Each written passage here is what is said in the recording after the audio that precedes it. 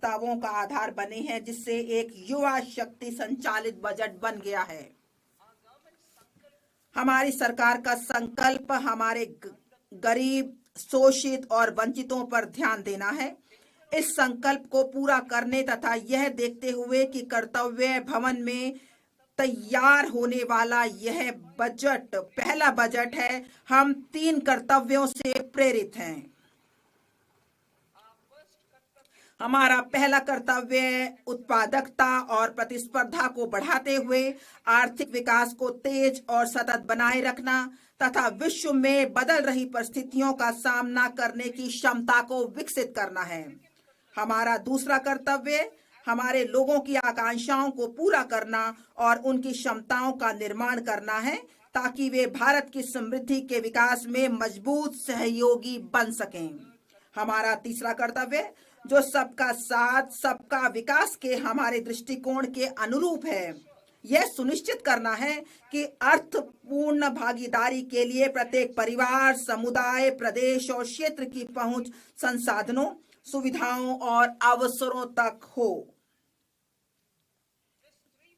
इस त्रिआयामी दृष्टिकोण के लिए एक सहायक परिवेश की आवश्यकता होगी।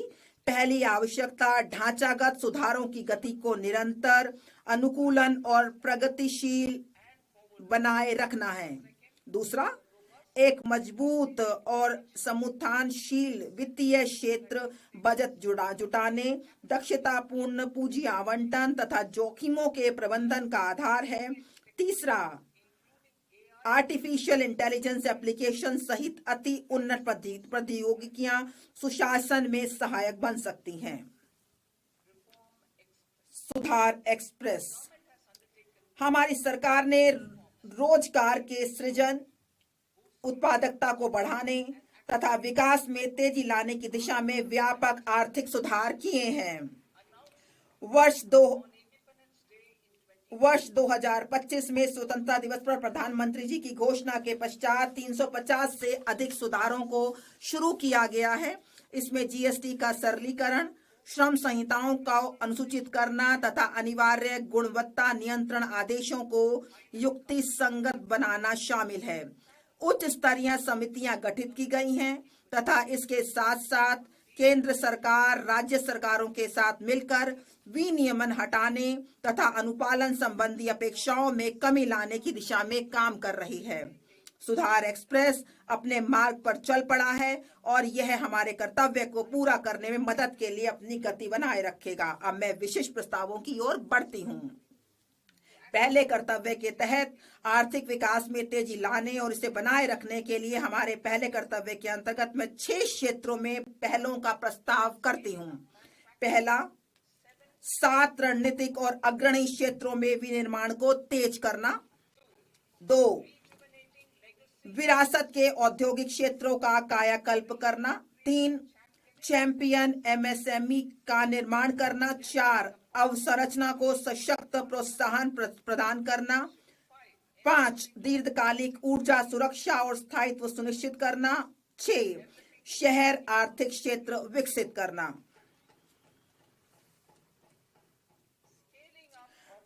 रणनीतिक और अग्रणी क्षेत्रों में निर्माण को तेज करना। बायोफार्मा शक्ति मतलब ज्ञान, प्रौद्योगिकी एवं नवाचार के माध्यम से स्वास्थ्य सेवा के लिए रणनीति।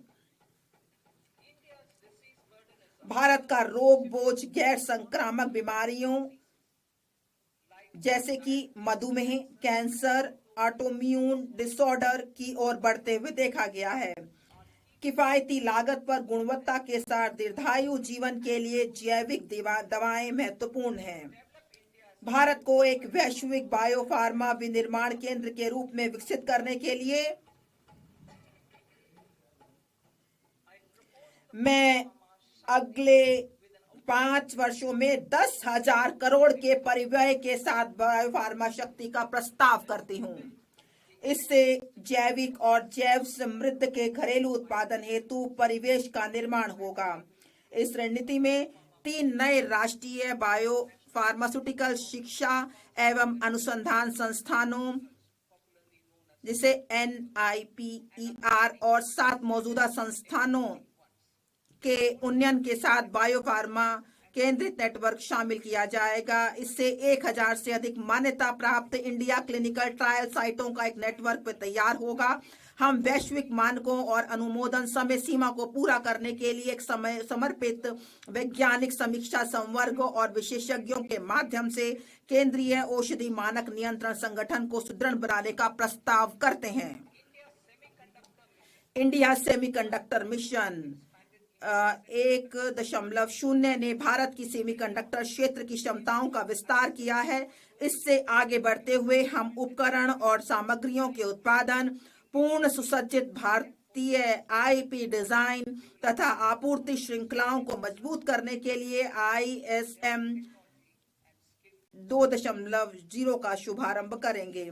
हम उद्योग को विकसित करने तथा कुशल जनशक्ति तैयार करने हेतु उद्योग आधारित का भी करेंगे। अप्रैल 2025 में 22,919 करोड़ के परिव्यय के साथ आरंभ की गई इलेक्ट्रॉनिक घटक निर्माण योजना में पहले ही लक्ष्य में दोगुनी निवेश हुआ है। इस तेजी का लाभ उठाने के लिए हम परिव्यय को बढ़ाकर 40,000 करोड़ करने का प्रस्ताव करते हैं।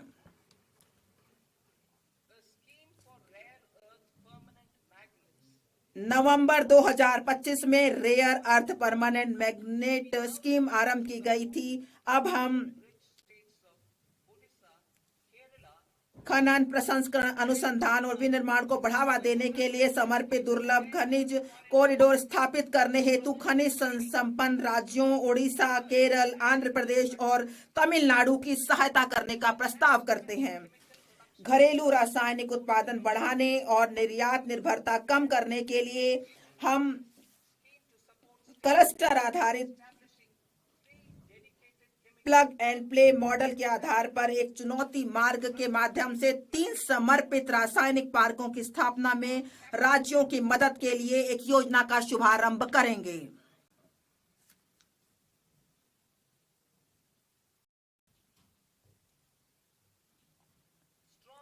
मजबूत पूंजीगत वस्तु सामर्थ्य सभी देश क्षेत्रों में उत्पादकता और गुणवत्ता का निर्धारक है। इस क्षमता के निर्माण हेतु मैं निम्नलिखित का प्रस्ताव करती हूँ। CPSE द्वारा डिजिटल रूप में समर्पित ऑटोमेटेड सर्विस ब्यूरो के रूप में 2 स्थानों पर हाईटेक टूल रूम स्थापित किए जाएंगे, जो स्थानीय रूप से बड़े पैमाने और कम लागत पर उच्च परिशुद्धता वाले घटकों के डिजाइन, परीक्षण और विनिर्माण करेंगे। 2, उच्च मूल्य और तकनीकी रूप से उन्नत निर्माण एवं अवसंरचना उपकरण CIEE के घरेलू उत्पादन को मजबूत करने हेतु निर्माण एवं अवसंरचना उपकरण समृद्धि के लिए एक योजना आरंभ की जाएगी। ये बहुमंजिला इमारत में लिफ्ट, अग्निशमन उपकरण, बड़ी और छोटी से लेकर मेट्रो और ऊंचाई वाले स्थानों पर सड़कों के लिए सुरंग निर्माण संबंधी उपकरण हो सकते हैं। मैं 5 वर्ष की अवधि के लिए 10,000 करोड़ के बजटीय आवंटन के साथ वैश्विक प्रतिस्पर्धा कंटेनर विनिर्माण परिवेश तैयार करने हेतु एक कंटेनर निर्माण योजना का भी प्रस्ताव करती हूँ। श्रम गहन वस्त्र क्षेत्र के लिए मैं 5 उपभागों के साथ एकीकृत कार्यक्रम का प्रस्ताव करती हूँ। 1, रेशम, ऊन और जूट जैसे प्राकृतिक फाइबर, मानव निर्मित फाइबर और नए युग के फाइबरों में आत्मनिर्भरता हेतु राष्ट्रीय फाइबर योजना। मशीनरी प्रौद्योगिकी अन्यून और सामान्य प्रशिक्षण एवं प्रमाणन केंद्रों के लिए पूंजीगत सहायता के साथ पारंपरिक क्लस्टरों के आधुनिकीकरण के लिए वस्त्र विस्तार एवं रोजगार योजना। 3, मौजूदा योजनाओं को एकीकृत एवं सुदृढ़ करने और बुनकरों एवं कारीगरों के लिए लक्षित सहायता सुनिश्चित करने के लिए राष्ट्रीय हथकरघा एवं हस्तशिल्प कार्यक्रम। वैश्विक रूप से प्रतिस्पर्धी और धारणीय वस्त्र परिधानों को बढ़ावा देने के लिए टैक्स इको पहल। उद्योग जगत और शैक्षणिक संस्थानों के सहयोग से वस्त्र कौशल परिवेश के आधुनिकीकरण और उन्नयन के लिए समर्थ 2.0।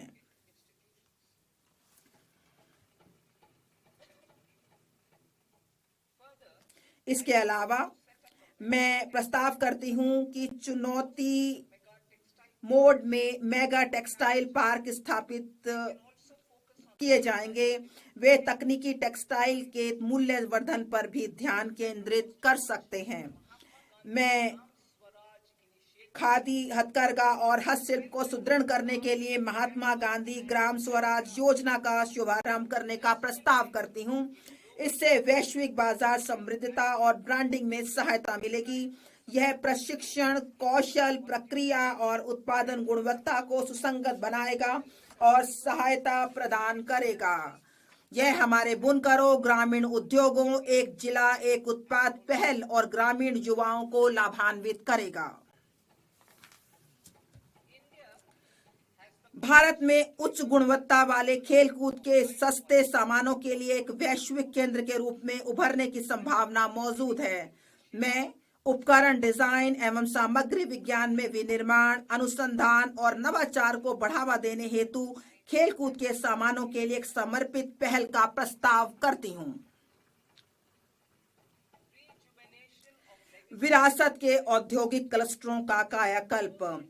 मैं अवसंरचना और प्रौद्योगिकी उन्नयन के माध्यम से उनकी लागत, प्रतिस्पर्धात्मकता और दक्षता में सुधार करने के लिए 200 विरासत के औद्योगिक क्लस्टरों को पुनर्जीवित करने के लिए एक योजना शुरू करने का प्रस्ताव करती हूं। चैंपियंस एसएमई का सृजन और सूक्ष्म उद्यमों को सहायता। एमएसएमई को विकास के एक महत्वपूर्ण इंजन के रूप में मान्यता देते हुए मैं चैंपियंस के रूप में उनके विकास में सहायता के लिए एक त्रिआयामी दृष्टिकोण का प्रस्ताव करती हूँ। इक्विटी सहायता। मैं भविष्य के चैंपियंस तैयार करने के लिए चुनिंदा मानदंडों के आधार पर उद्यमों को प्रोत्साहित करने के लिए एक समर्पित 10,000 करोड़ की एमएसएमई विकास निधि शुरू करने का प्रस्ताव करती हूँ। मैं सूक्ष्म उद्योगों की सहायता को जारी रखने और जोखिम पूंजी तक उनकी पहुंच बनाने के लिए 2021 में स्थापित आत्मनिर्भर भारत निधि में 2,000 करोड़ के टॉप अप का भी प्रस्ताव करती हूं। इससे छोटे उद्योगों को सहायता मिलेगी। नकदी सहायता। ट्रेड्स के साथ एमएसएमई को 7 लाख करोड़ से अधिक धनराशि उपलब्ध कराई गई है। इसकी पूरी क्षमता का लाभ देने के लिए मैं 4 उपायों का प्रस्ताव करती हूँ। 1. केंद्रीय सार्वजनिक क्षेत्र के उद्यमों द्वारा एमएसएमई से सभी खरीद के लिए ट्रेडर्स को लेन देन निपटान प्लेटफॉर्म के रूप में उपयोग करने का निर्देश करना, जिससे यह अन्य कॉरपोरेट के लिए एक मानक बन सके। 2. ट्रेडर्स प्लेटफॉर्म पर बीजक छूट हेतु CGTMSE के माध्यम से ऋण गारंटी सहायता तंत्र शुरू करना। 3. सस्ते और त्वरित वित्त पोषण को प्रोत्साहित करने के लिए MSME में सरकारी खरीद के बारे में वित्त प्रदाताओं के साथ सूचना साझा करने हेतु जेम को ट्रेडर्स को जोड़ना। 4.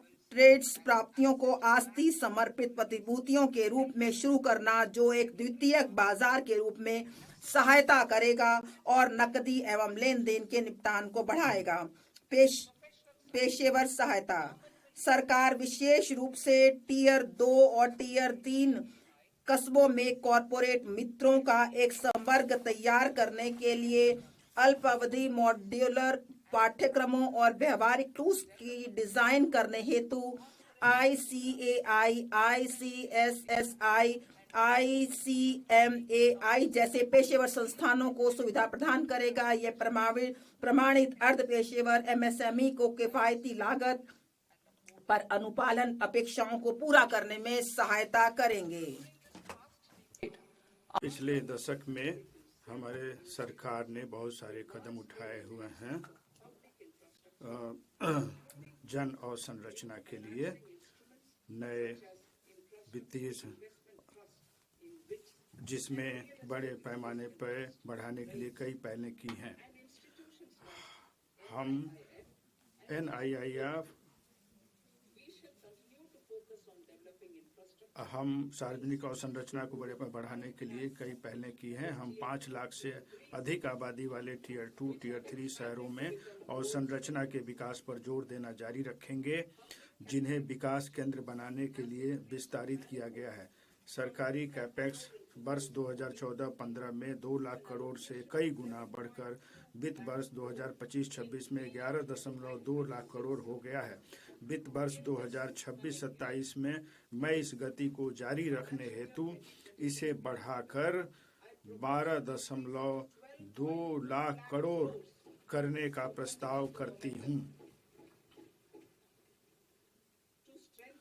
और संरचना विकास और निर्माण चरण के दौरान जोखिमों के संबंध में निजी डेवलपर्स के विश्वास को मजबूत करने के लिए मैं ऋणदाताओं को दूरदर्शिता से सुविचारित आंशिक ऋण गारंटी उपलब्ध कराने हेतु एक अवसंरचना जोखिम गारंटी निधि स्थापित करने का प्रस्ताव करती हूँ।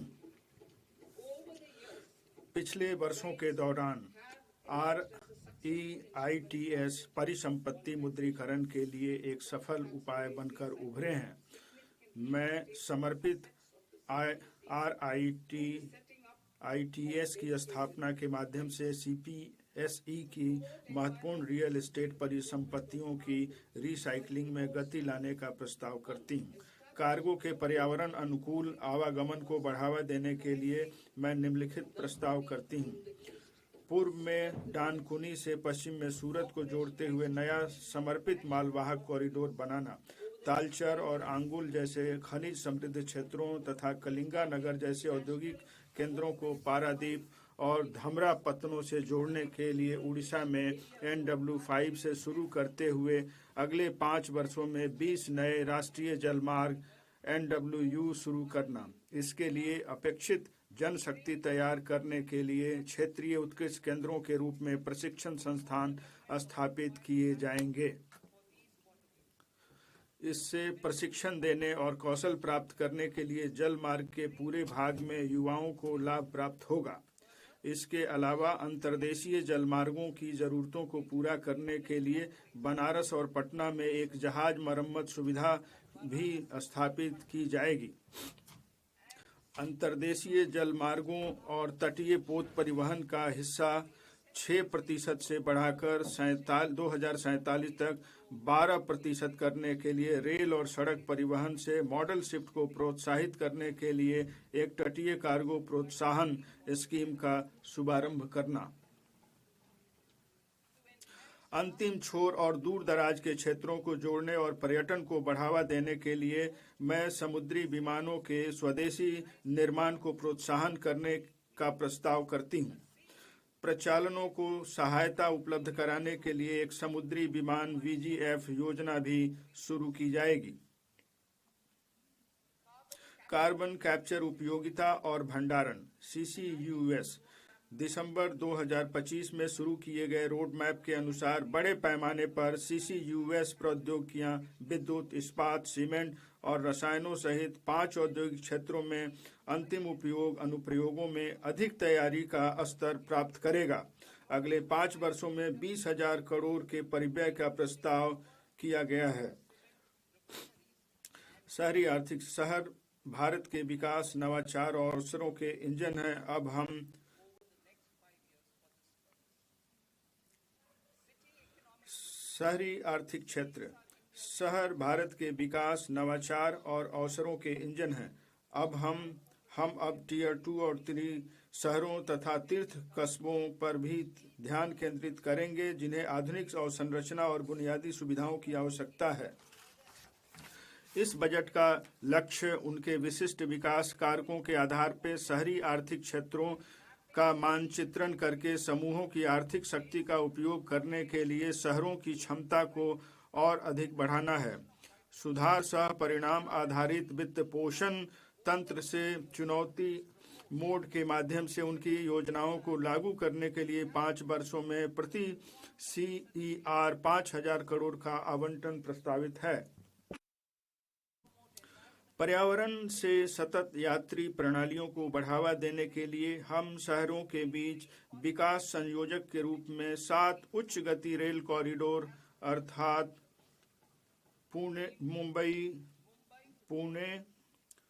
पुणे से हैदराबाद, हैदराबाद बेंगलुरु, हैदराबाद चेन्नई, चेन्नई बेंगलुरु, दिल्ली वाराणसी और वाराणसी सिल्लीगुड़ी विकसित करेंगे।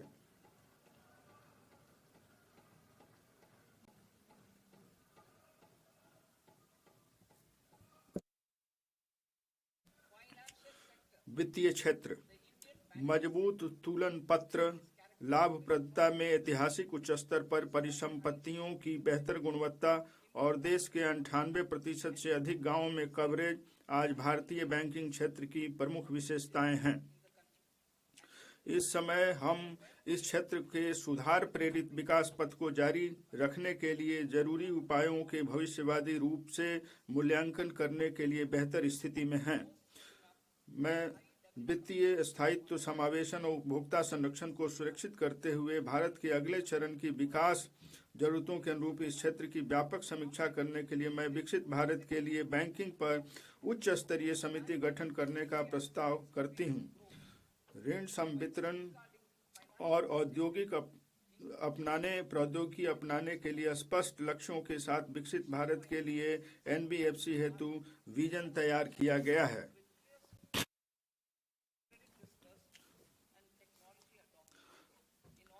सार्वजनिक क्षेत्र के एनबीएफसी में उच्च स्तर प्राप्त करने और दक्षता में सुधार के उद्देश्य से प्रथम कदम के रूप में विद्युत वित्त निगम और ग्रामीण विद्युतीकरण निगम के पुनर्गठन का प्रस्ताव किया जाता है।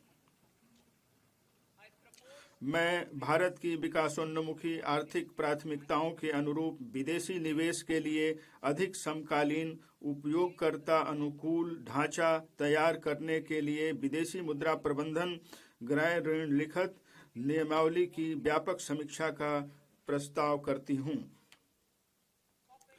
कॉर्पोरेट बॉन्ड बाजार मैं एक ऐसे बाजार निर्माण की संरचना पेश करने का प्रस्ताव करती हूं जहां कॉर्पोरेट बॉन्ड क्षेत्र में निधियों और व्युत्पन्नों के लिए पर्याप्त अवसर हों।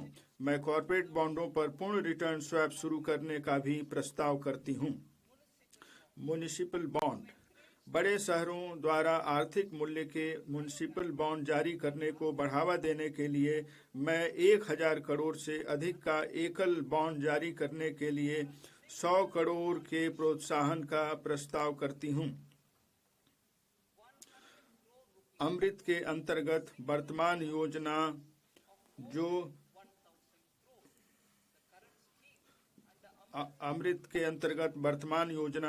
200 करोड़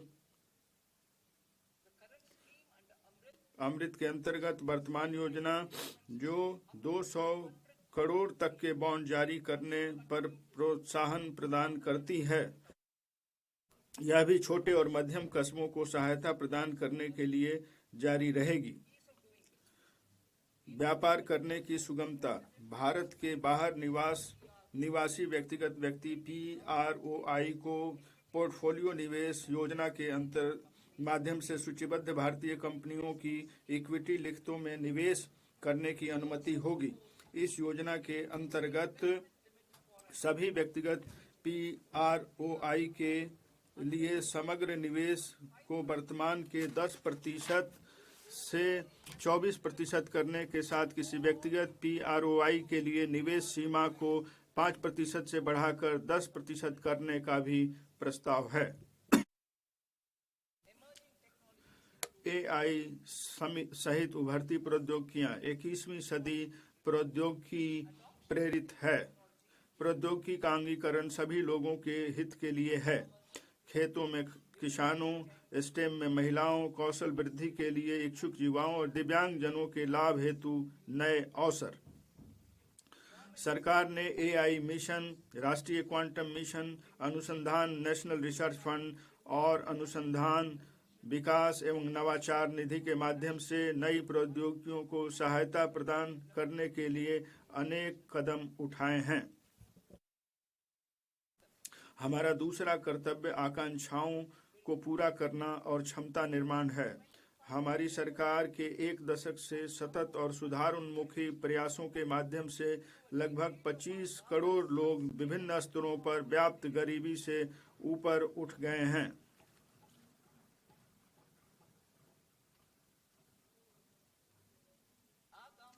इसलिए हमारी सरकार ने निम्नलिखित उपायों से युवा भारत की आकांक्षाओं को पूरा करने का मार्ग प्रशस्त करने के लिए सेवा क्षेत्र पर फिर से जोर देने का निर्णय लिया है।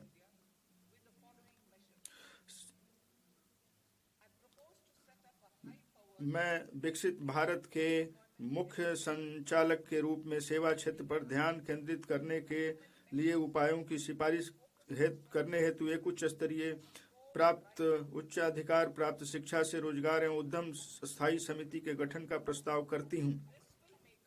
यह हमें वर्ष 2047 तक 10% की वैश्विक हिस्सेदारी के साथ सेवा क्षेत्र में वैश्विक अग्रणी बनाएगा। यह समिति विकास, रोजगार और निर्यातों के लिए संभावनाओं को बढ़ाने के लिए क्षेत्रों को प्राथमिकता देगी। वे नौकरी और कौशल आवश्यकताओं पर AI सहित उभरती प्रौद्योगिकियों का प्रभाव का भी आकलन करेंगे और उसके लिए उपायों का प्रस्ताव करेंगे। विकसित भारत के लिए पेशेवरों को तैयार करना।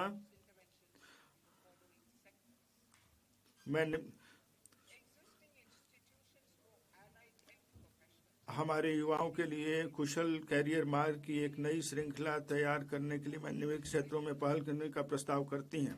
संबद्ध स्वास्थ्य सेवा पेशेवरों के लिए मौजूदा संस्थानों का उन्नयन किया जाएगा। निजी तथा सरकारी क्षेत्रों में नए HMC संस्थान की स्थापना की जाएगी। इसमें optometry, radiology, anaesthesia, auto applied psychology और व्यवहार संबंधी स्वास्थ्य सहित 10 चयनित विषय क्षेत्रों को शामिल किया जाएगा और अगले 5 वर्षों में 1 लाख AHP जोड़े जाएंगे। वृद्धों की चिकित्सा और संबद्ध देखभाल सेवाओं को शामिल करते हुए एक मजबूत देखभाल सेवा परिवेश बनाया जाएगा। देखभाल सेवा और स्वास्थ्य, योग, मेडिकल और सहायता उपकरणों का प्रचालन जैसे संबद्ध कौशलों का संयोजन करते हुए करके बहुकौशल देखभाल सेवा प्रदाताओं को प्रशिक्षित करने के लिए अनेक NSU कार्यक्रमों का विकास किया जाएगा। आने वाले वर्षों में 1.5 लाख देखभाल सेवा प्रदाताओं को प्रशिक्षित किया जाएगा। चिकित्सा मूल्यवर्धन केंद्र।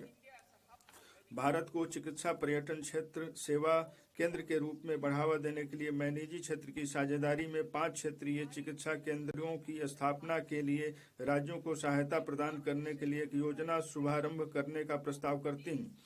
ये केंद्र एकीकृत स्वास्थ्य सेवा परिसरों के रूप में सेवा प्रदान करेंगे, जिसमें चिकित्सा, शैक्षिक और अनुसंधान सुविधाएं होंगी। इसमें नैदानिक बाद के देखभाल और पुनर्वास के लिए आयुष केंद्र, चिकित्सा मूल्य पर्यटन सुविधा केंद्र होंगे।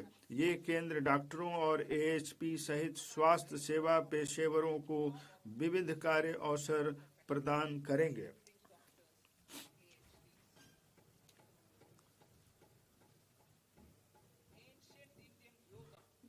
प्राचीन चिकित्सा पद्धति। विश्व के विभिन्न भागों में पहले से सम्मान प्राप्त प्राचीन भारतीय योग को व्यापक वैश्विक पहचान तब मिली जब माननीय प्रधानमंत्री इसे UN में लेकर गए। कोविड के पश्चात आयुर्वेद को भी सम्मान, वैश्विक स्वीकार्यता और पहचान मिली है। गुणवत्तापूर्ण आयुर्वेद उत्पादों के निर्माण से औषधीय पौधों की खेती करने वाले किसानों और इनके उत्पादों का प्रशंसन करने वाले युवाओं को मदद मिलती है। बढ़ रही वैश्विक मांगों को कुछ और कदम उठाए जा रहे हैं। मैं 3 नए अखिल भारतीय आयुर्वेद संस्थान स्थापित करने, 2 प्रमाणन परिवेश के उच्च मानकों के लिए आयुष फार्मेसी और औषधि परीक्षण प्रयोगशालाओं का उन्नयन करने और अधिक कुशल कार्मिक उपलब्ध कराने, 3 पारंपरिक दवाओं के लिए साक्ष्य आधारित अनुसंधान, प्रशिक्षण और जागरूकता को बढ़ावा देने के लिए जामनगर में WHO वैश्विक पारंपरिक चिकित्सा केंद्र के उन्नयन का प्रस्ताव करती हूँ। पशुपालन। पशुधन कृषि आय के लगभग 16% का योगदान देता है, जिसमें गरीब और सीमांत परिवार भी शामिल है।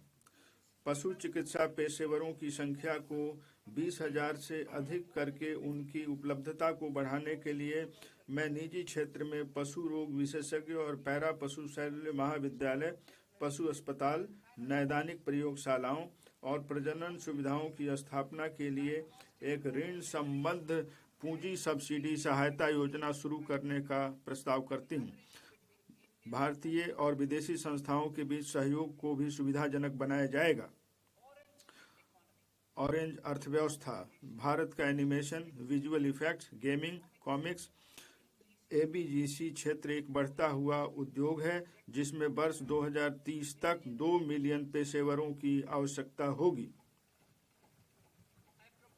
मैं Indian institute of creative technology Mumbai को 15,000 माध्यमिक विद्यालयों और 500 महाविद्यालयों में एबीजीसी कंटेंट क्रिएटर लैब स्थापित करने में सहायता प्रदान करने का प्रस्ताव करती हूँ। भारतीय डिजाइन उद्योग का तेजी से विस्तार हो रहा है, फिर भी भारतीय डिजाइनरों की कमी है।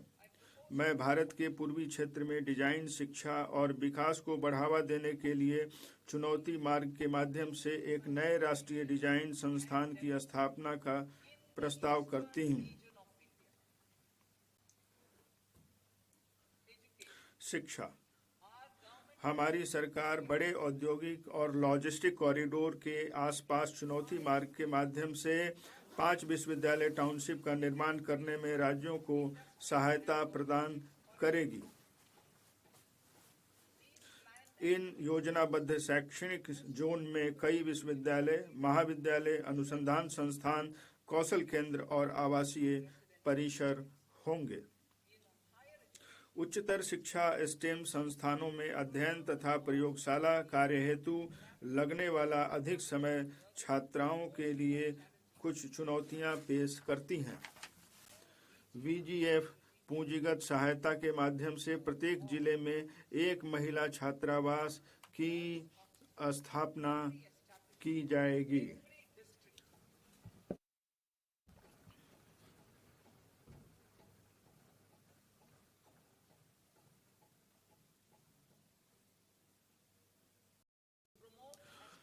गहन अनुभव के माध्यम से खगोल भौतिकी और खगोल विज्ञान को बढ़ावा देने के लिए 4 टेलीस्कोप अवस्थापना सुविधाओं, national large solar telescope, national large optical infrared telescope, Himalayan Chandra telescope और द कॉस्मस 2 प्लेनेटोरियम की स्थापना की जाएगी। पर्यटन के क्षेत्र में रोजगार सृजन, विदेशी मुद्रा आय और स्थानीय अर्थव्यवस्था का विस्तार करने में व्यापक भूमिका निभाने की क्षमता है। मैं मौजूदा राष्ट्रीय होटल प्रबंधन और कैटरिंग प्रौद्योगिकी परिषद का उन्नयन करते हुए राष्ट्रीय आतिथ्य संस्थान की स्थापना का प्रस्ताव करती हूँ। यह शैक्षणिक संस्थानों, उद्योग और सरकार के बीच सेतु के रूप में कार्य करेगा।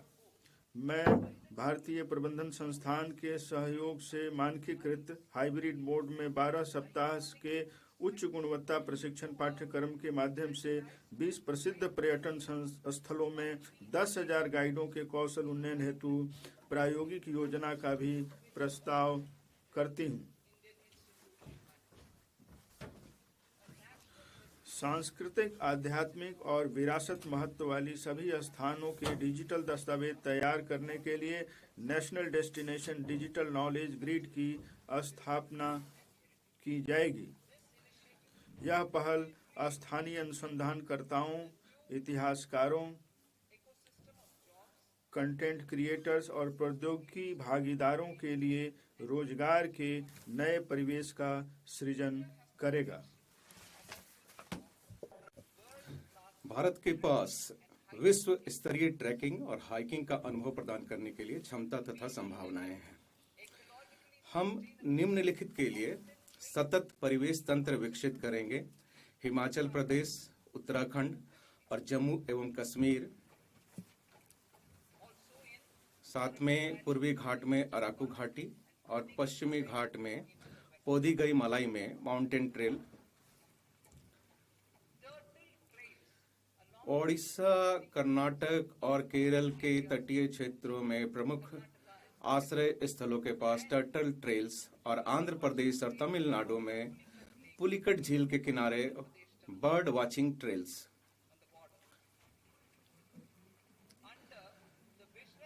माननीय प्रधानमंत्री जी के दूरदर्शी नेतृत्व में हमने वर्ष 2024 में इंटरनेशनल बिग कैट अलायंस की स्थापना की थी। इस वर्ष भारत प्रथम ग्लोबल बिग कैट शिखर सम्मेलन की मेजबानी कर रहा है, जिसमें 95 सदस्य देशों के सरकारों के प्रमुख और मंत्री संरक्षण की सामूहिक रणनीतियों पर चर्चा करेंगे। विरासत और संस्कृति पर्यटन। मैं लोथल, धौलावीरा, राखीगढ़ी, आदि चन्नालूर, सारनाथ, हस्तिनापुर और लेह पैलेस जैसे 15 पुरातात्विक स्थलों को जीवंत और अनुभवजन्य सांस्कृतिक गंतव्य के रूप में विकसित करने का प्रस्ताव करती हूँ। उत्खनित स्थलों को विशेष वॉकवे के माध्यम से जनता के लिए खोल दिया जाएगा।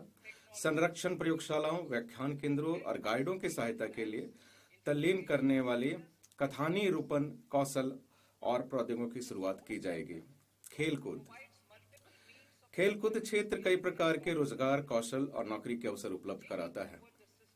खेलो इंडिया कार्यक्रम के माध्यम से चल रहे खेलकूद से जुड़ी प्रतिभाओं के सुव्यवस्थित विकास के प्रयासों को आगे बढ़ाते हुए मैं अगले दशक में खेलकूद के क्षेत्र में बदलाव लाने के लिए खेलो इंडिया मिशन शुरू करने का प्रस्ताव करती हूं। यह मिशन निम्नलिखित सुविधाएं प्रदान करेगा। प्रशिक्षण केंद्रों द्वारा समर्थित आधारभूत, माध्यमिक और एलिट स्तरों पर एकीकृत प्रतिभा विकास पाथवे। ख, कोच और सहायक कर्मचारियों का व्यवस्थित तरीके से विकास। ग, खेल विज्ञान और प्रौद्योगिकी के एकीकरण। घ, खेल संस्कृति को बढ़ावा देने और प्लेटफॉर्म उपलब्ध कराने के लिए प्रतिस्पर्धा और लीग का आयोजन। और अंग, प्रशिक्षण और प्रतिस्पर्धा के लिए खेल अवसंरचना का विकास। हमारा तीसरा कर्तव्य विकसित भारत के लिए सबका साथ सबका विकास के हमारे विजन के अनुरूप है। इसके लिए निम्नलिखित के लिए लक्षित प्रयास किए जाने अपेक्षित हैं। छोटे और सीमांत किसानों पर विशेष ध्यान देते हुए उत्पादकता और उद्यमशीलता बढ़ाकर किसानों की आय में वृद्धि करना। ख, आजीविका के अवसर, प्रशिक्षण और उच्च गुणवत्तापूर्ण सहायक उपकरणों तक पहुंच प्रदान करने के माध्यम से दिव्यांगजनों का सशक्तिकरण। ग, मानसिक स्वास्थ्य और ट्रॉमा केयर तक पहुंच सुनिश्चित करने के लिए कमजोर समूहों का सशक्तिकरण। घ, विकास और रोजगार के अवसरों में तेजी लाकर पूर्वोदय राज्यों और पूर्वोत्तर क्षेत्र पर ध्यान केंद्रित करना। मत्स्य पालन। हम निम्नलिखित पहलों की शुरुआत करेंगे। 500 जलाशयों और अमृत सरोवरों के लिए एकीकृत विकास। दूसरा है तटवर्ती क्षेत्रों में मत्स्य मूल्य श्रृंखला को सुदृढ़ करना और स्टार्टअप एवं मत्स्य पालक किसान उत्पादक संगठनों सहित महिला प्रेरित समूहों को बाजार से जोड़ना। पशुपालन। ग्रामीण और शहर के आसपास के क्षेत्रों में गुणवत्तापरक रोजगार अवसर प्रदान करने के लिए हम उद्यमिता विकास में पशुपालन क्षेत्र को निम्नलिखित माध्यमों से सहायता प्रदान करेंगे। क, ऋण आधारित सब्सिडी कार्यक्रम। ख, पशुधन उद्यमों का संवर्धन और उनका आधुनिकीकरण। ग, पशुधन, डेयरी और मुर्गी पालन के लिए एकीकृत संकेंद्रित मूल्य श्रृंखला का सृजन। और मैं इसको पूरा पढ़ती हूँ। पशुधन उद्यमों का संवर्धन और उनका आधुनिकीकरण। पशुधन, डेयरी और मुर्गी पालन के लिए एकीकृत संकेंद्रित मूल्य श्रृंखला का सृजन। और घ, पशुधन किसान उत्पादक संगठनों को प्रोत्साहित करना। उच्च मूल्य वाली कृषि। कृषि उत्पाद में विविधता लाने, उत्पादकता बढ़ाने, किसानों की आय बढ़ाने और रोजगार के नए अवसर सृजित करने के लिए हम अपने तटवर्ती इलाकों में नारियल, चंदन, कोको, काजू जैसे उच्च मूल्य वाली फसलों को सहायता प्रदान करेंगे। पूर्वोत्तर में अगर के पेड़ों और हमारे पर्वतीय क्षेत्रों में बादाम, अखरोट और खुमानी जैसे गिरीदार फलों को भी सहायता प्रदान करेंगे। भारत विश्व में सबसे बड़ा नारियल उत्पादक देश है। 10 मिलियन किसानों सहित लगभग 30 मिलियन लोग अपनी आजीविका के लिए नारियल पर निर्भर हैं। नारियल उत्पादन में प्रतिस्पर्धा बढ़ाने के लिए मैं नारियल संवर्धन योजना का प्रस्ताव रखती हूं, ताकि विभिन्न पहलों के माध्यम से उत्पादन और उत्पादकता को बढ़ाया जा सके, जिसमें नारियल उगाने वाले प्रमुख राज्यों में पुराने और गैर उत्पादक नारियल के पेड़ों के स्थान पर नए सैपलिंग, पौधे, किस्में लगाना शामिल है।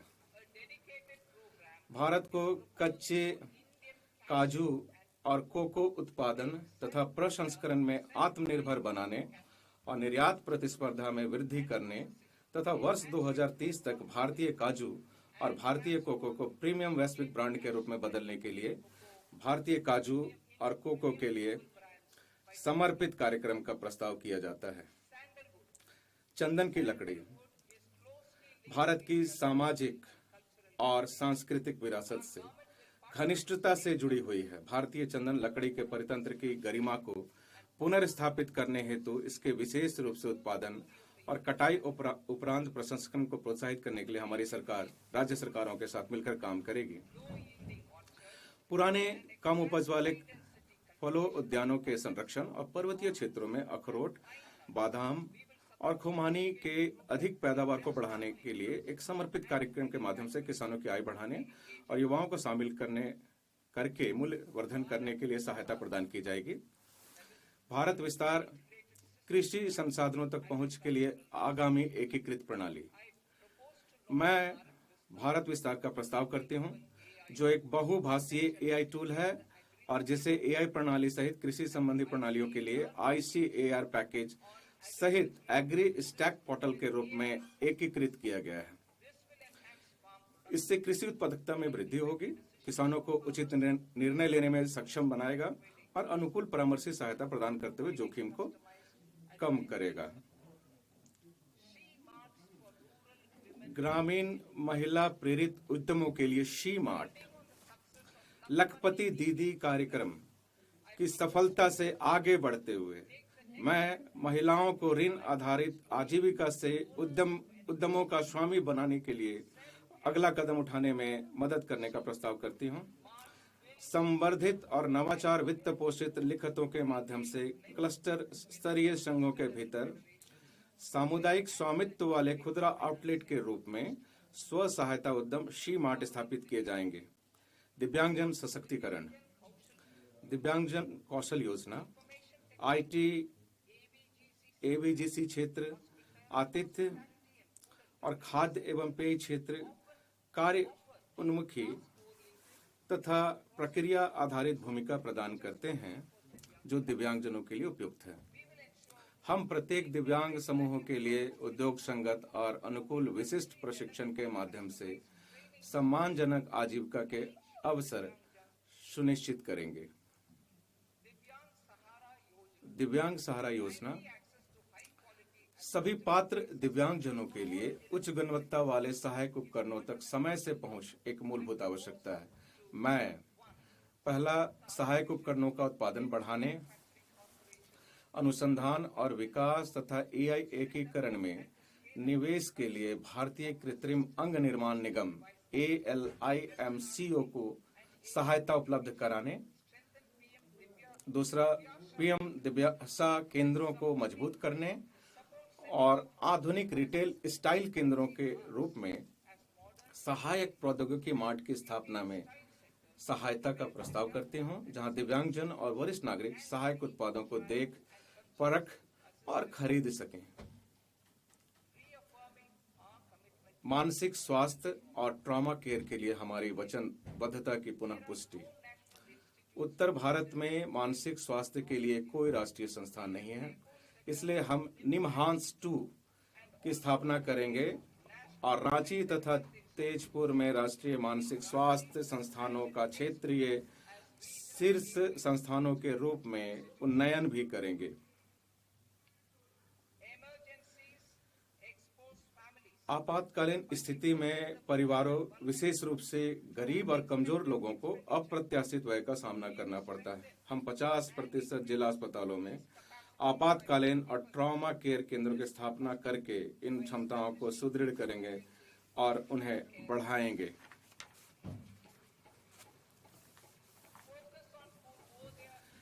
पूर्वोदय राज्यों और पूर्वोत्तर क्षेत्र पर विशेष ध्यान। पूर्वोदय में दुर्गापुर में बेहतर संपर्क लोड के साथ एकीकृत पूर्वी तट औद्योगिक कॉरिडोर के विकास, 5 पूर्वोदय राज्यों में 5 पर्यटन स्थलों के निर्माण और 4000 ई बसों के प्रावधान का प्रस्ताव करती हूँ। पूर्वोत्तर क्षेत्र में बौद्ध स्थल। पूर्वोत्तर क्षेत्र थेरावड़ा और महायान वज्रयान परंपराओं का सभ्यता संगम है। मैं अरुणाचल प्रदेश, सिक्किम, असम, मणिपुर, मिजोरम और त्रिपुरा में बौद्ध सर्किट के विकास हेतु एक योजना शुरू करने का प्रस्ताव करती हूँ। इस स्कीम में मंदिरों और मठों का संरक्षण, तीर्थस्थल भाषांतरण केंद्र, संपर्क एवं तीर्थयात्रियों की सुविधाएं शामिल होंगी। 16वां वित्त आयोग। 16वें वित्त आयोग ने दिनांक 17 नवंबर 2025 को अपनी रिपोर्ट राष्ट्रपति को प्रस्तुत की। संविधान के अनुच्छेद 281 के अंतर्गत दिए गए अध्यादेश के अनुसार सरकार ने आयोग की सिफारिशों पर की गई कार्रवाई की रिपोर्ट पर स्पष्टीकरण ज्ञापन के साथ यह रिपोर्ट संसद में रखेगी।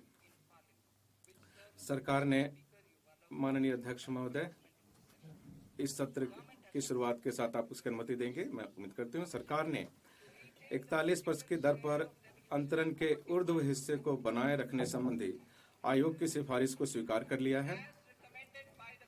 आयोग की सिफारिश के अनुसार मैंने वित्त आयोग अनुदानों के रूप में वित्त वर्ष 2026-27 के लिए राज्यों को 1.4 लाख करोड़ का प्रावधान किया है। इसमें ग्रामीण और शहरी स्थानीय निकाय और आपदा प्रबंधन अनुदान शामिल हैं। राजकोषीय समीकरण। सरकार सामाजिक आवश्यकताओं पर समझौता किए बिना लगातार हमारी राजकोषीय वचनबद्धताओं को पूरा करती रही है। राजकोषीय प्रबंधन के स्वीकार्य मानकों को पूरा करने के लिए बजट 2025-26 में मैंने संकेत दिया था कि केंद्र सरकार वर्ष 2030-31 तक 50 में, जिसमें ±1% के ऋण से जीडीपी अनुपात तक पहुंचने का लक्ष्य रखेगी। इसके अनुरूप ऋण से जीडीपी अनुपात संशोधित अनुमान 2025-26 में जीडीपी के 56.1% की तुलना में बजट अनुमान 2026-27 में जीडीपी के 55.6% रहने का अनुमान है। गिरता हुआ ऋण से जीडीपी अनुपात धीरे धीरे ब्याज भुगतान पर व्यय को कम करके प्राथमिक क्षेत्र के व्यय के लिए संसाधनों को मुक्त करेगा। ऋण लक्ष्य के लिए एक मुख्य प्रचालनात्मक लिखित राजकोषीय घाटा है। मैं इस गरिमामयी सदन को हर्ष के साथ यह सूचित करती हूं कि मैंने 2025-26 तक जीडीपी के 4.5% से नीचे राजकोषीय घाटे को कम करने के लिए वित्त वर्ष 2021-22 में की गई अपनी वचनबद्धता को पूरा किया है। संशोधित अनुमान 2025-26 में राजकोषीय घाटे का अनुमान जीडीपी के 4.4% रहने का अनुमान है, जो 2025-26 के बजट अनुमान के बराबर है।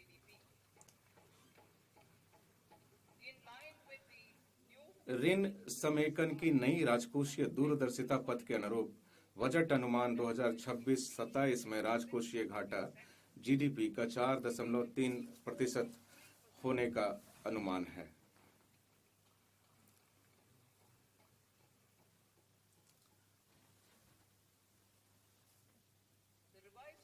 संशोधित अनुमान 2025-26 गैर ऋण प्राप्तियों का संशोधित अनुमान 34 लाख करोड़ है, जिसमें से केंद्र की निवल कर प्राप्तियां 26.7 लाख करोड़ है। कुल व्यय का संशोधित अनुमान 49.6 लाख करोड़ है, जिसमें से पूंजीगत व्यय लगभग 11 लाख करोड़ है।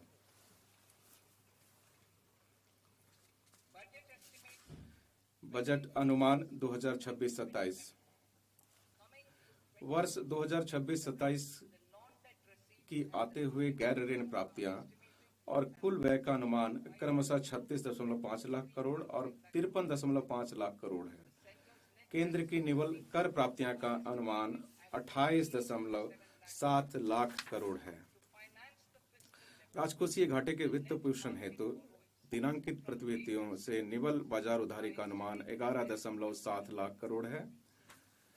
शेष वित्त पोषण छोटी बचतों और अन्य स्रोतों से आने की संभावना है। सकल बाजार उधारी का अनुमान 17.2 लाख करोड़ है। अब मैं भाग ख की ओर बढ़ती हूं। भाग ख, प्रत्यक्ष कर।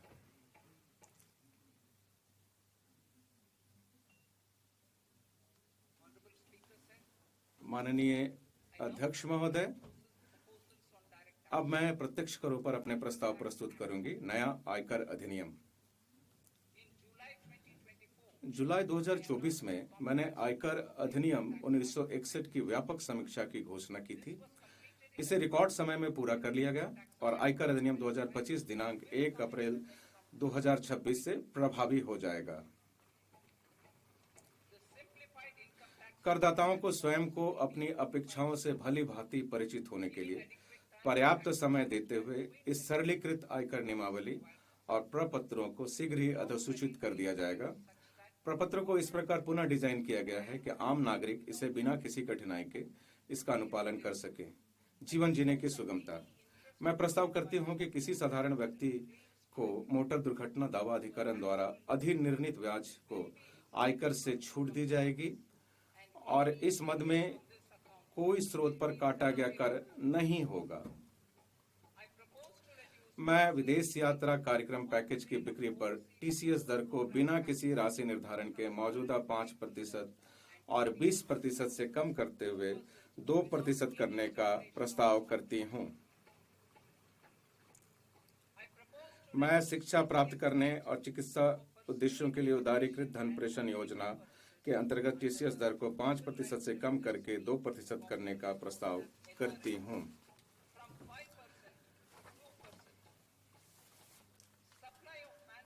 कार्यबल सेवाओं की आपूर्ति को टीडीएस के प्रयोजनार्थ विशिष्ट रूप से संविदाकारों को भुगतान के दायरे में लाने का प्रस्ताव है ताकि अस्पष्टता से बचा जा सके। इस प्रकार इन सेवाओं पर टीडीएस की दर 1% अथवा 2% मात्र होगी। मैं छोटे करदाताओं के लिए एक योजना का प्रस्ताव करती हूं जिसमें नियम आधारित स्वचालित प्रक्रिया से कर निर्धारण अधिकारी के समक्ष आवेदन दाखिल करने के स्थल पर कम अथवा शून्य कटौती प्रमाण पत्र प्राप्त करना संभव हो सकेगा। अलग अलग कंपनियों में प्रतिभूतियां धारित करने वाले करदाताओं की सुविधा के लिए मैं प्रस्ताव करती हूं कि डिपॉजिटरी निवेशक से प्रपत्र 15(6) अथवा प्रपत्र 15(j) स्वीकार करें तथा इसे सीधे विभिन्न संगत कंपनियों को उपलब्ध करा दें। मैं एक सांकेतिक शुल्क के भुगतान पर विवरणियों को संशोधित करने के लिए उपलब्ध समय को 31 दिसंबर से 31 मार्च तक बढ़ाने का प्रस्ताव करती हूं। मैं कर विवरणियों को दाखिल करने के लिए अलग अलग समय सीमा रखने का प्रस्ताव भी करती हूं। ITR 1 और ITR 2 विवरणियों वाले व्यक्तियों द्वारा इसे 31 जुलाई तक दाखिल करना जारी रहेगा और गैर लेखा परीक्षा व्यापार मामलों या न्यासों को 31 अगस्त तक समय की अनुमति देने के लिए प्रस्ताव किया जाता है।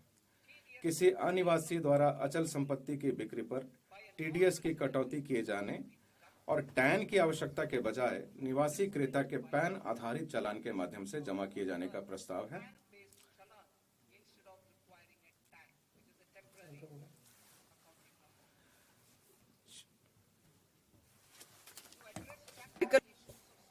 छात्रों, युवा पेशेवरों, तकनीकी कर्मचारियों, अन्यत्र चले गए अनिवासी भारतीयों और ऐसे अन्य छोटे करदाताओं की व्यावहारिक समस्या को दूर करने के लिए मैं इन करदाताओं के लिए एक निश्चित आयकर के नीचे अथवा परिसंपत्ति को प्रकट करने के लिए 6 माह की विदेशी परिसंपत्ति प्रकटीकरण योजना शुरू करने का प्रस्ताव करती हूँ। ये योजना करदाताओं की 2 श्रेणियों पर लागू होगा। नामतः जिन्होंने अपनी विदेशी आय पर या परिसंपत्ति प्रकट नहीं की, और दूसरा जिन्होंने अपनी विदेशी आय प्रकट की है और या देय कर का भुगतान किया है किंतु अपेक्षित परिसंपत्ति की घोषणा नहीं कर सके हैं। श्रेणी क के लिए अप्रकट आय परिसंपत्ति की सीमा 1 करोड़ रुपए तक करने का प्रस्ताव है।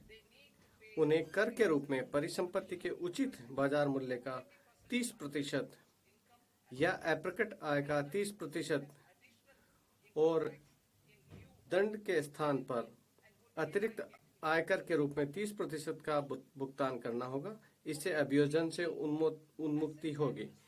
श्रेणी ख के लिए परिसंपत्ति मूल्य 5 करोड़ तक करने का प्रस्ताव है।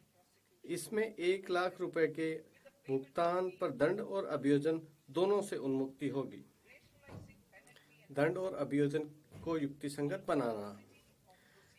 कार्यवाहियों की विविधता व्यापार की सुगमता में बाधा डालती है।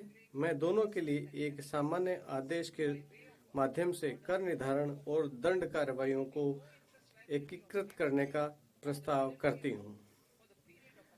अपील की प्रक्रिया के निष्कर्ष पर ध्यान दिए बिना प्रथम अपीलीय प्राधिकारी के सक्षम अपील की अवधि के लिए दंड राशि के संबंध में करदाता का कोई ब्याज देयता नहीं होगी।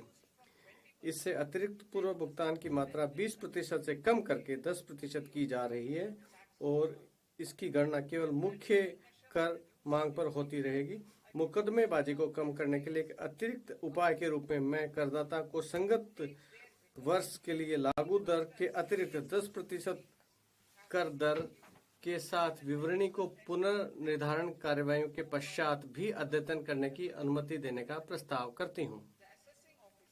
कर निर्धारण अधिकारी उसके बाद अपनी कार्यवाहियों में से इस अद्यतन विवरणी का उपयोग करेंगे।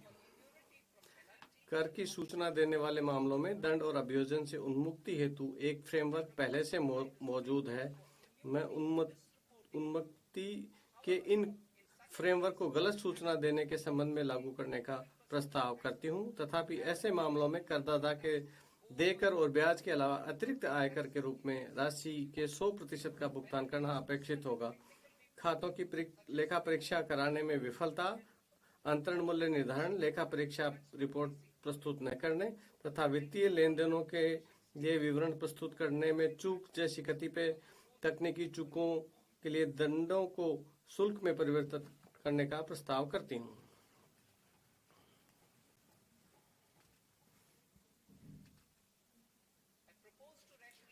मैं कुछ गंभीर अपराधों की रोकथाम के संबंध में सावधानी पूर्वक संतुलन बनाते हुए आयकर अधिनियम के अंतर्गत अभियोजन ढांचे को युक्ति संगत बनाने का प्रस्ताव करती हूँ। लेखा बहियों और दस्तावेजों को प्रस्तुत न करना तथा वस्तु रूप में भुगतान के मामले में टीडीएस का भुगतान करने की अपराध नहीं होगी। इसके अतिरिक्त छोटे अपराधों के लिए केवल जुर्माना ही लगाया जाएगा। शेष अभियोजनों को अपराध की प्रमात्रा के अनुपात में श्रेणीबद्ध किया जाएगा। इनका परिणाम अधिकतम कारावास को कम करके 2 वर्ष करते हुए केवल साधारण कारावास होगा, जिसमें न्यायालयों को उन्हें जुर्माना में परिवर्तित करने की शक्तियां होगी। कोई दंड नहीं होगा। वर्तमान में 20 लाख रुपए से कम के सकल मूल्य वाली अचल विदेशी परिसंपत्तियों का गैर प्रकटीकरण करने पर फिलहाल कोई दंड नहीं है। मैं 1/10/2024 से भूतलक्षी प्रभाव से उनको अभियोजन से उन्मुक्ति का प्रस्ताव करती हूँ। सहकारिता अपने सदस्यों द्वारा जुटाए या उत्पादित दूध, तिलहन, फल अथवा सब्जियों की आपूर्ति में संलग्न प्राथमिक सहकारी समितियों के लिए कटौती पहले से ही अनुमत्य है। मैं उनके सदस्यों द्वारा उत्पादित पशु चारा और कपास के बीज की आपूर्ति को इस कटौती में शामिल करने का प्रस्ताव करती हूँ। मैं नई कर व्यवस्था के अंतर्गत अंतर सहकारी समिति लाभांश आय को इसके सदस्यों में आगे संवितरण की सीमा तक कटौती के रूप में अनुमति दिए जाने का प्रस्ताव करती हूँ। मैं किसी अधिसूचना राष्ट्रीय सहकारी संघ द्वारा दिनांक 31/1/2026 तक कंपनियों में किए गए निवेश पर प्राप्त लाभांश आय पर 3 वर्षों की अवधि के लिए छूट देने का प्रस्ताव करती हूँ। ये छूट केवल तभी प्रदान की जाएगी जब उक्त लाभांश को इसके सदस्य सहकारी समितियों से आगे वितरित किया जाए। भारत के विकास इंजन के रूप में आईटी क्षेत्र को सहायता। भारत सॉफ्टवेयर विकास सेवाओं, आईटी समर्पित सेवाओं, ज्ञान प्रक्रिया आउटसोर्सिंग सेवाओं और सॉफ्टवेयर विकास से संबंधित संविदागत अनुसंधान और विकास सेवाओं के क्षेत्र में वैश्विक अग्रणी है। ये व्यवसाय क्षेत्र एक दूसरे से अभिन्न रूप से जुड़े हुए हैं। इन सभी सेवाओं को उन पर लागू 15.5% के एक समान सेफ हार्बर मार्जिन के साथ सूचना प्रौद्योगिकी सेवाओं की एक सकल श्रेणी के अंतर्गत सम्मिलित किए जाने का प्रस्ताव है। आईटी सेवाओं के लिए सेफ हार्बर प्राप्त करने के लिए सीमा को 300 करोड़ रुपए से पर्याप्त रूप से बढ़ाकर 2000 करोड़ रुपए किया जा रहा है। आईटी सेवाओं के लिए सेफ हार्बर का अनुमोदन एक स्वचालित नियम आधारित प्रक्रिया द्वारा किया जाएगा, जिससे आवेदनों की जांच करने और स्वीकार करने के लिए किसी कर अधिकारी की आवश्यकता नहीं होगी। एक बार किसी आईटी सेवा कंपनी द्वारा इसके लिए आवेदन करने पर कंपनी की इच्छानुसार इसी सेफ हार्बर को 5 वर्ष की अवधि के लिए जारी रखा जा सकता है। मैं अग्रिम मूल्य निर्धारण करार एपीए करने की इच्छुक आईटी सेवा कंपनियों के लिए आईटी सेवाओं हेतु एक पक्षीय एपीए प्रक्रिया को तेज करने का प्रस्ताव करती हूँ, जिसे 2 वर्षों की अवधि के भीतर पूरा करने का प्रयास किया जाएगा। करदाता के अनुरोध पर 2 वर्ष की अवधि को आगे 6 महीने के लिए बढ़ाया जा सकता है। मैं एपीए में शामिल होने वाली कंपनी को उपलब्ध संशोधित विवरणी की सुविधा उसकी संबंध संस्थाओं को भी प्रदान किए जाने का प्रस्ताव करती हूँ। वैश्विक व्यापार और निवेश आकर्षित करना। डाटा केंद्रों में महत्वपूर्ण अवसंरचनाओं को समक्ष बनाने और निवेश बढ़ाने की आवश्यकता पर विचार करते हुए मैं किसी ऐसे विदेशी निवेश के लिए वर्ष 2047 तक एक रियायत प्रदान करने का प्रस्ताव करती हूँ, जो भारत में डाटा केंद्र और सेवाओं का उपयोग करके वैश्विक स्तर पर क्लाउड सेवाएं प्रदान करती हैं। तथापि इससे भारतीय पुनर्बिक्री संस्था के माध्यम से भारतीय ग्राहकों को सेवा प्रदान करने की आवश्यकता होगी। यदि डाटा सेंटर प्रदान करने वाली कंपनियां एक संबंधित कंपनी है, तो मैं उसे लागत कर पर 15% का सेफ हार्बर प्रदान करने का भी प्रस्ताव करती हूँ। इलेक्ट्रॉनिक विनिर्माण के लिए जस्ट इन टाइम कार्य कुशलता का उपयोग बढ़ाने के लिए मैं बीजक मूल्य के 2% के लाभांतरण पर किसी ब्रांडेड वेयरहाउस और कंपोनेंट वेयरहाउस के लिए अनिवासियों को सेफ हार्बर प्रदान करने का प्रस्ताव करती हूँ। लगभग 0.7% का परिणामी कर प्रतिस्पर्धी क्षेत्राधिकार के मुकाबले काफी कम होगा। भारत में टोल विनिर्माण को बढ़ावा देने के लिए मैं ऐसे किसी अनिवासी को आयकर से 5 वर्षों के लिए छूट प्रदान का प्रस्ताव करती हूँ, जो बॉन्डेड क्षेत्र में किसी टोल विनिर्माता को पूंजीगत वस्तुएं, उपकरण अथवा टूलिंग उपलब्ध कराता है। वैश्विक प्रतिभा के विशाल पूल को भारत में लंबी अवधि के लिए काम करने हेतु प्रोत्साहित करने के लिए मैं अधिसूचित योजनाओं के अंतर्गत 5 वर्षों की प्रवास अवधि के लिए किसी अनिवासी विशेषज्ञ की वैश्विक आय के लिए छूट का प्रस्ताव करती हूँ। मैं उन सभी अनिवासियों को न्यूनतम वैकल्पिक एमएटी से छूट प्रदान करने का प्रस्ताव करती हूँ, जो अनुमानित आधार पर कर का भुगतान करते हैं। कर प्रशासन पे मैं भारतीय लेखांकन मानक में ही आय परिकलन और प्रकटन मानकों के लिए अपेक्षाएं शामिल करने हेतु कॉरपोरेट कार्य मंत्रालय और केंद्रीय प्रत्यक्ष कर बोर्ड की एक संयुक्त समिति के गठन का प्रस्ताव करती हूँ। कर वर्ष 2027-28 को आईसीडीएस पर आधारित पृथक लेखांकन अपेक्षाओं को समाप्त कर दिया जाएगा। माननीय प्रधानमंत्री जी के स्वदेशी लेखांकन एवं परामर्शी प्रतिष्ठानों के वैश्विक अग्रणी बनने के विजन को साकार करने के लिए मैं सेफ हार्बर नियमावली के प्रयोजनार्थ लेखाकार की परिभाषा को तर्कसंगत बनाने का प्रस्ताव करती हूँ। अन्य कर प्रस्ताव बायबैक के कराधान में परिवर्तन को इसलिए लाया गया कि प्रवर्तकों द्वारा बायबैक रूट का अनुचित उपयोग रोका जा सके। अल्पसंख्यक शेयरधारकों के हित में सभी प्रकार के शेयरधारकों के लिए बायबैक का पूंजीगत लाभ के रूप में कर लगाने का प्रस्ताव करती हूँ। तथापि कर विमोचन के दुरुपयोग को हतोत्साहित करने के लिए प्रवर्तक अतिरिक्त बायबैक कर का भुगतान करेंगे। इससे कॉरपोरेट प्रवर्तकों के लिए प्रभावी कराधान 22% होगा। गैर कॉरपोरेट प्रवर्तकों के लिए ये कर 30% होगा।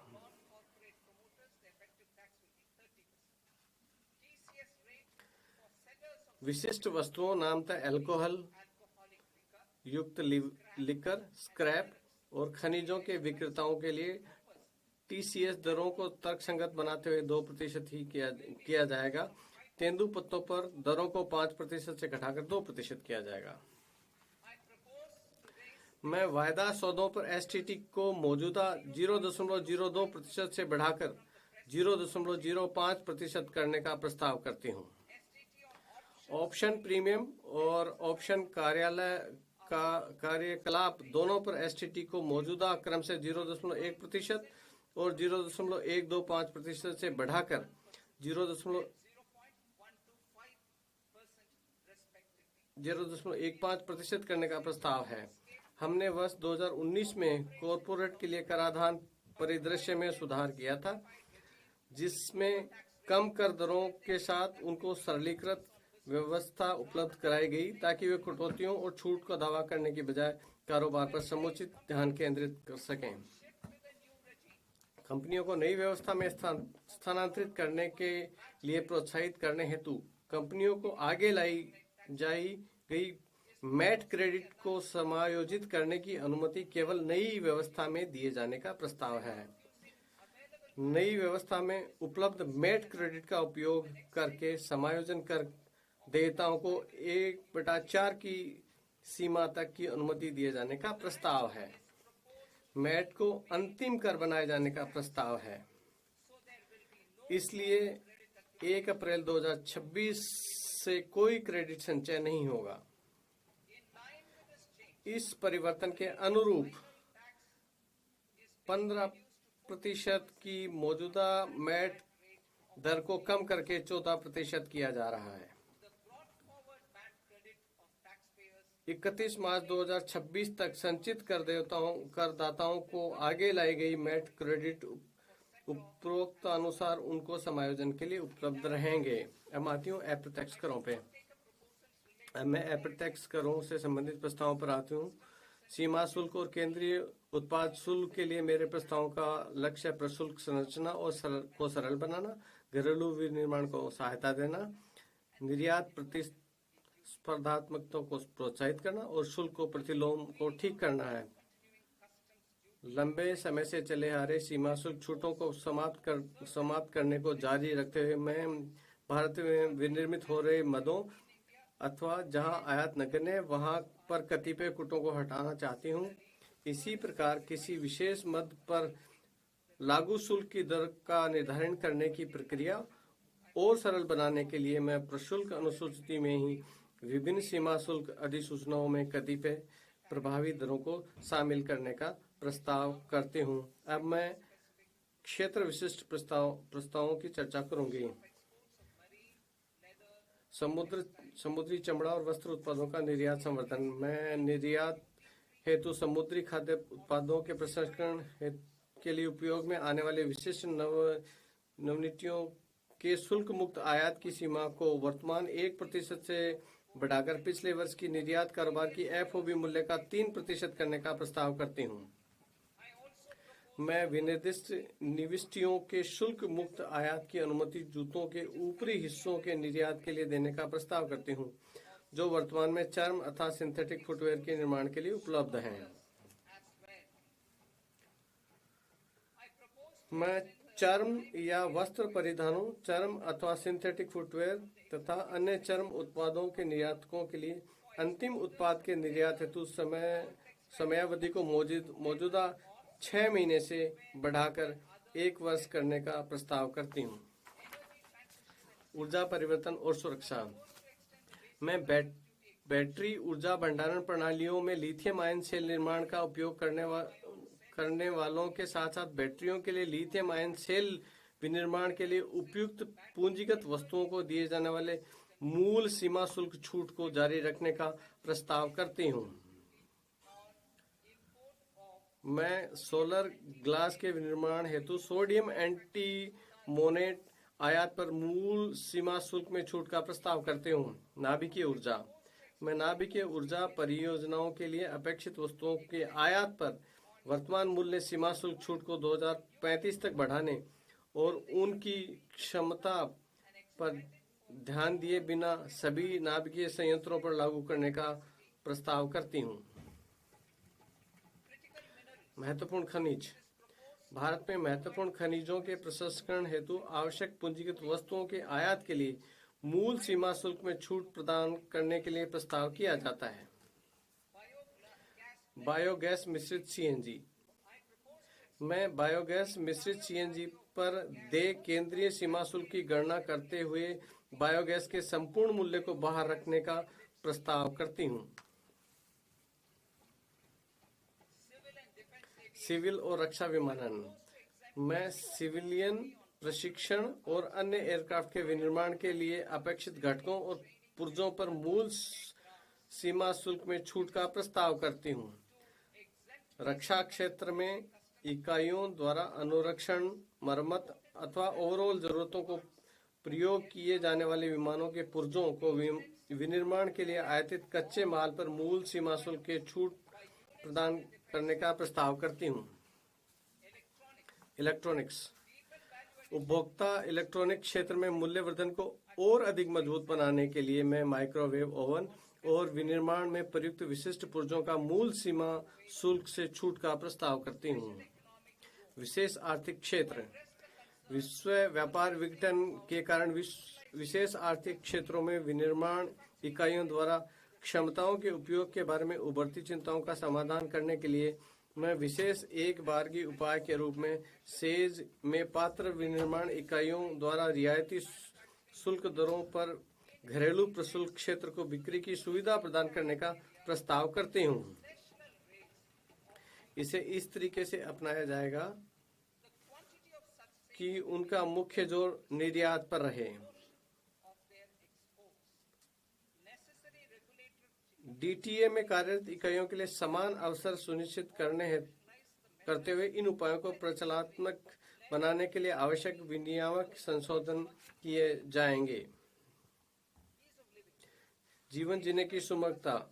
निजी उपयोग के लिए आयातित वस्तुओं हेतु सीमा शुल्क संरचना को युक्तिसंगत बनाने के लिए मैं निजी उपयोग के लिए आयातित सभी शुल्क योग्य वस्तुओं पर प्रशुल्क दर को 20% से कम करते हुए 10% करने का प्रस्ताव करती हूँ। रोगियों, विशेष रूप से कैंसर से पीड़ित रोगियों को राहत देने के लिए मैं 17 औषधियों अथवा दवाओं पर मूल सीमा शुल्क में छूट का प्रस्ताव करती हूँ।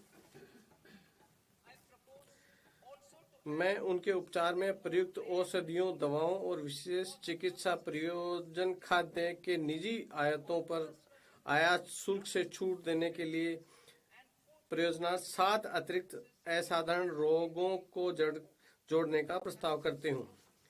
सीमा शुल्क प्रक्रिया। विकसित भारत और हमारी महत्वाकांक्षाओं के अनुरूप वैश्विक व्यापार में भारत की भूमिका और हिस्से में व्यापक वृद्धि होने वाली है। मैं इस संबंध में सीमा शुल्क प्रक्रियाओं के लिए कई उपयोगों का प्रस्ताव करती हूँ ताकि वस्तुओं के सुगम और त्वरित संचालन तथा व्यापार में अधिक निश्चितता के लिए कम से कम हस्तक्षेप हो। विश्वास आधारित प्रणालियां।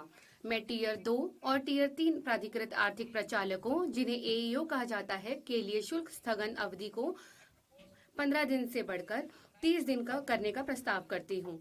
मैं पात्र विनिर्माताओं, आयातकों को समान शुल्क स्थगन सुविधा उपलब्ध कराने का प्रस्ताव करती हूँ। इससे उन्हें नियत समय पर पूर्ण टीयर 3 एईओ के रूप में अपना प्रत्यायन प्राप्त करने के लिए प्रोत्साहन मिलेगा। अधिक निश्चितता और बेहतर व्यवसाय आयोजना उपलब्ध कराने हेतु मैं सीमा शुल्कों पर बाध्यकारी अग्रिम नियम की वैधता अवधि को वर्तमान 3 वर्ष से बढ़ाकर 5 वर्ष करने का प्रस्ताव करती हूँ।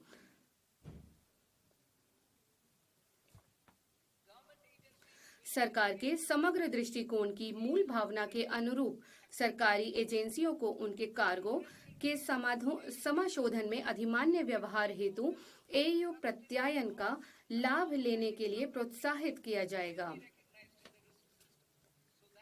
लंबे समय में विश्वास प्राप्त आपूर्ति श्रृंखलाओं वाले नियमित आयातकों को जोखिम प्रणाली में मान्यता दी जाएगी ताकि प्रत्येक बार उन्हें उनके कार्गो के सत्यापन की आवश्यकता को कम किया जा सके। इलेक्ट्रॉनिक सीलिंग का उपयोग करने वाले निर्यात कार्गो का फैक्ट्री परिसर से पोर्ट तक का पूरा समाशोधन उपलब्ध कराया जाएगा। उन वस्तुओं के आयात जिनके लिए किसी अनुपालन की आवश्यकता नहीं है, विश्वस्त आयातक द्वारा प्रवेश बिल दायर करने और वस्तुओं के आगमन पर सीमा शुल्क को उनके समाशोधन की औपचारिकताओं पूरी करने के लिए स्वतः सूचना मिल जाएगी। इससे वस्तुओं के आगमन के तत्काल बाद निर्मुक्त किए जाने को सक्षम बनाया जा सकेगा। सीमा शुल्क भंडारण फ्रेमवर्क को स्व प्रकटन, इलेक्ट्रॉनिक ट्रैकिंग और जोखिम आधारित लेखा परीक्षा के साथ एक भंडार संचालक केंद्रित प्रणाली में बदला जाएगा। ये सुधार अधिकारी पर निर्भर अनुमोदनों की वर्तमान प्रणाली को हटाएंगे और इससे लेन देन विलंबों और अनुपालन लागतों में कमी आएगी। व्यापार करने की सुगमता। विभिन्न सरकारी एजेंसियों से कार्गो समाशोधन के लिए अपेक्षित अनुमोदनों की प्रक्रिया को इस वित्त वर्ष के अंत तक एकल और परस्पर जुड़े हुए डिजिटल विंडो के माध्यम से निर्बाध बनाया जाएगा। खाद्य, औषधि, पौध, पशु और वन्य जीव उत्पादों जो निषिद्ध कार्गो का 70% होता है के समाशोधन में शामिल प्रक्रियाओं को अप्रैल 2026 तक प्रचालनात्मक बना दिया जाएगा। जिन वस्तुओं के लिए कोई अनुपालन अपेक्षा नहीं है, उन वस्तुओं को आयातक द्वारा ऑनलाइन पंजीकरण पूरा करने के तत्काल बाद सीमा शुल्क द्वारा शुल्क के भुगतान के अध्ययन समाशोधित किया जाएगा। सभी सीमा शुल्क प्रक्रियाओं के लिए एकल, एकीकृत और मापनीय प्लेटफॉर्म के रूप में सीमा शुल्क एकीकृत प्रणाली CIS 2 वर्षों में शुरू की जाएगी। गैर सन्निविष्ट स्कैनिंग और उन्नत इमेजिंग तथा जोखिम आकलन हेतु AI प्रौद्योगिकी का उपयोग सभी प्रमुख पत्तनों में प्रत्येक कंटेनर को स्कैन करने के उद्देश्य से चरणबद्ध तरीके से किया जाएगा। नए निर्यात अवसर।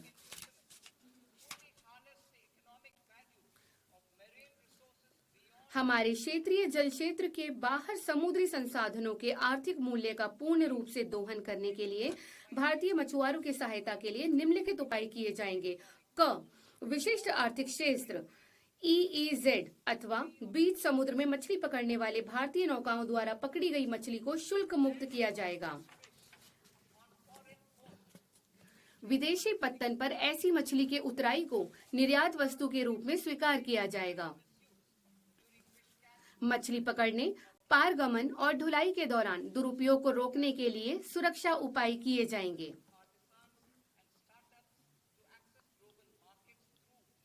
ई-कॉमर्स के माध्यम से वैश्विक बाजारों में पहुंच के लिए भारत के छोटे व्यवसायों, कारीगरों और स्टार्टअप की आकांक्षाओं को सहायता प्रदान करने के लिए कुरियर निर्यातों पर प्रति खेप 10 लाख रुपए की वर्तमान मूल्य सीमा को पूरी तरह हटाने की घोषणा करते हुए मुझे हर्ष हो रहा है। इसके अलावा ऐसी खेपों की पहचान के लिए प्रौद्योगिकी के प्रभावी उपयोग से अस्वीकृत और वापस लौटाई गई खेपों के प्रबंध में सुधार किया जाएगा। जीवन जीने की सुगमता। यात्रियों की वास्तविक चिंताओं का समाधान करने के लिए मैं अंतर्राष्ट्रीय यात्रा के दौरान सामान निकासी को शासित करने वाले प्रावधानों के संशोधन का प्रस्ताव करती हूँ। संशोधित नियमों से वर्तमान समय की यात्रा संबंधी वास्तविकताओं के अनुरूप शुल्क मुक्त भत्ते में वृद्धि होगी और अंदर लाई गई आधा अथवा बाहर ले जाई गई वस्तुओं की अस्थायी ढुलाई में स्पष्टता आएगी। ऐसे ईमानदार करदाता हैं जो उनके सभी बकायों का भुगतान करके विवादों का निपटान करने के इच्छुक होते हैं।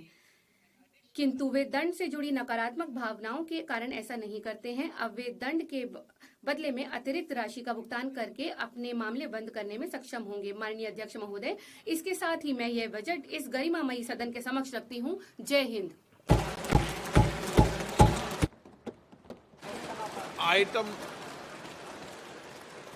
आइटम नंबर 3, माननीय वित्त मंत्री जी।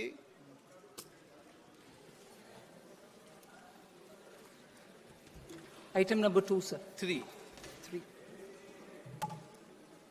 Sir, with your permission, I rise to lay on the table of the आपकी अनुमति से सदन के पटल पर मैं अनुच्छेद 3, जो कि एक FRBM विधेयक से संबंधित है, जिसमें मध्य अवधि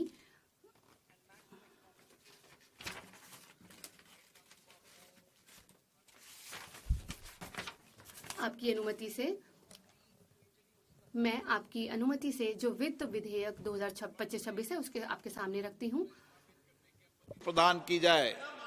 जो सदस्य इस पक्ष में हाँ गए, जो सदस्य विरोध में ना गए, मेरे विचार